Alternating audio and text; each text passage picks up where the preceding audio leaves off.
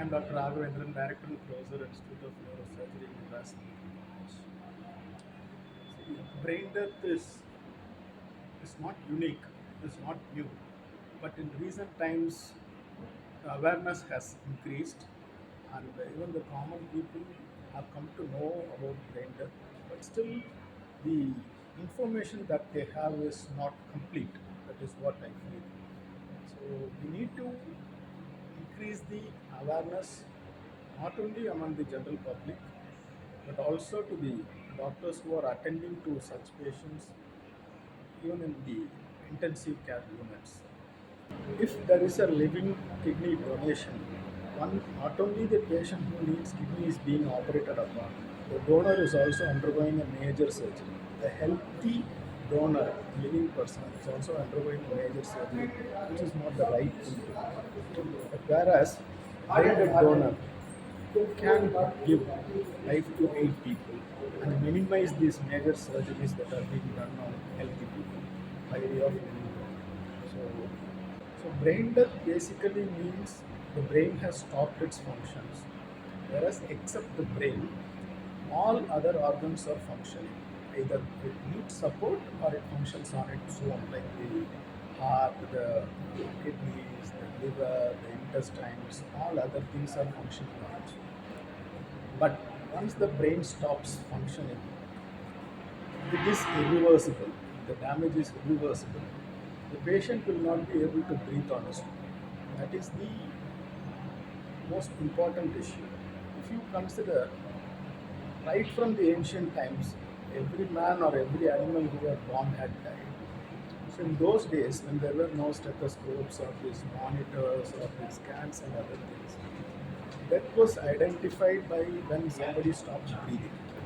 Even now, colloquial people will say he stopped breathing to refer to death, even in villages. So once after that, we have invented these stethoscopes and other things. So now we have come to the heart sounds. Heart sound. There is no heart sounds very different. But when the brain is permanently damaged, the respiratory center is in the brainstem. When it is permanently damaged, the person stops breathing.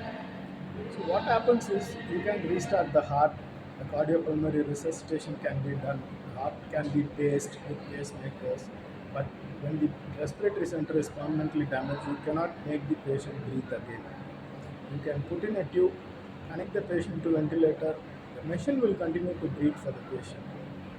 The heart is functioning on its own, but the patient will not breathe. This is basically the brainstem death.